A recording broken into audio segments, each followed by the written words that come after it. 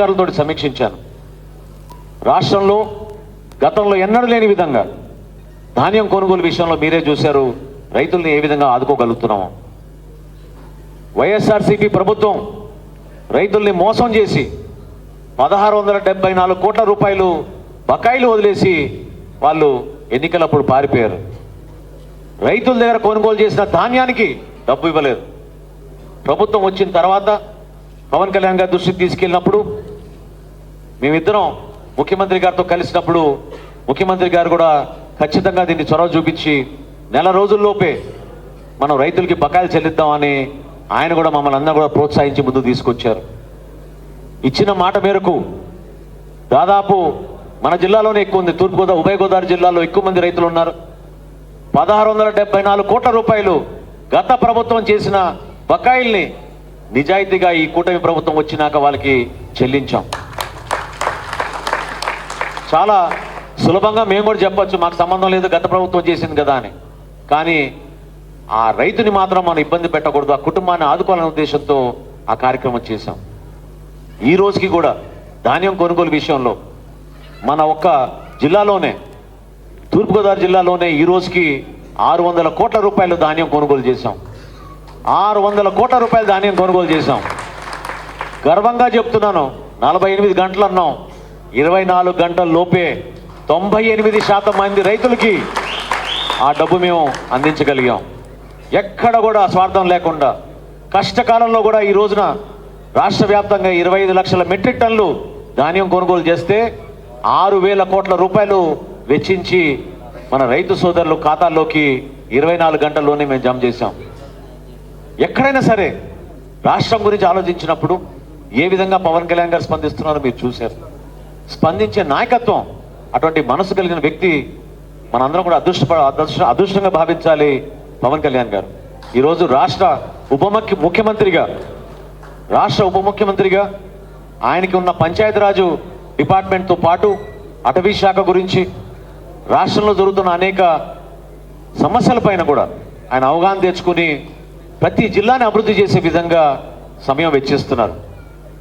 మీరందరూ కూడా దయచేసి నేను కోరేది, మా నాయకత్వాన్ని బలపరచడానికి కోసం మీరు కూడా చొరవ చూపించాలి. మీరు కూడా మీరు ఎదుర్కొంటున్న సమస్యలపైన అవగాహన తెచ్చుకుని ఆ సమస్య పరిష్కారం కోసం మాతో పాటు మీరు నడవాలి. ఎందుకంటే ప్రభుత్వంలో ఉన్నాక చాలా సులభంగా ఎవరో అధికారులు చేసేస్తారనే భావన మనకి రావచ్చు, అది కరెక్ట్ కాదు. అధికారులు ఇచ్చే రిపోర్టు ఒక విధంగా ఉంటే రాజకీయ నాయకులు కష్టపడి ఆర్నిషల్ కృషి చేస్తూ ఉంటారు ప్రతి కార్యక్రమం గురించి. వాళ్ళ ద్వారా వచ్చే అనుభవం ఆ సమస్య పరిష్కారం కోసం వేరే విధంగా మనం ప్రజల్లో తీసుకెళ్ళగలుగుతాం. దాన్ని మీరు గుర్తుపెట్టుకోవాలి. ఎందుకంటే ఇందాక ఉచిత గ్యాస్ పథకం గురించి చెప్పారు, దీపం పథకం గురించి. దీపం పథకం సంవత్సరానికి 3 సిలిండర్లు అందిస్తామని మొన్న దీపావళి రోజు ప్రారంభించాం.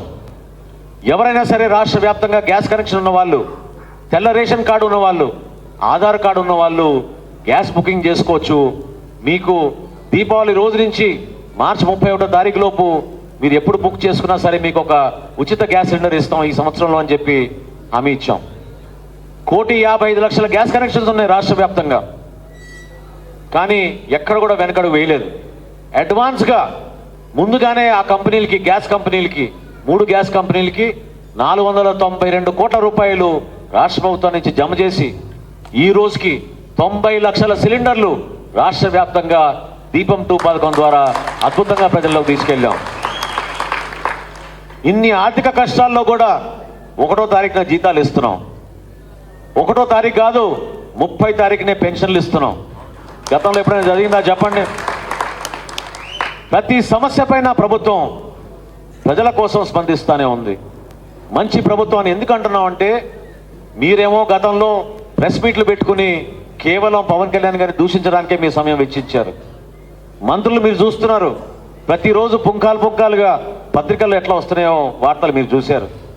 మంత్రి పదవి ఇచ్చేది తన ఆస్తులు పెంచుకోవడానికో, తన కుటుంబ ఆస్తులు పెంచుకోవడానికో కాదు, గోడౌన్లు నిర్మాణం చేసుకోవడానికి కాదు, బియ్యం ఎత్తిపోవడానికి కోసం కాదు. మంత్రి పదవులు ఇచ్చేది సమాజానికి ఉపయోగపడడానికి కోసం, ప్రజలకి మేలు చేయడానికి కోసం, అభివృద్ధి కార్యక్రమాలు చేయడానికి కోసం.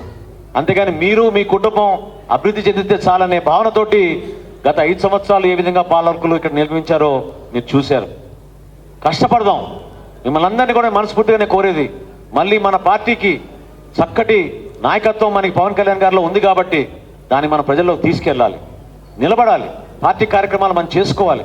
ఈరోజు ఇంతమంది మరొక్కసారి మనం కలుస్తున్నాం అంటే ఒక పండుగ వాతావరణంలో ఆ కుటుంబాలని గౌరవించుకోవడానికి కోసం. వాళ్ళందరూ కూడా దూర ప్రాంతాల నుంచి వచ్చారు.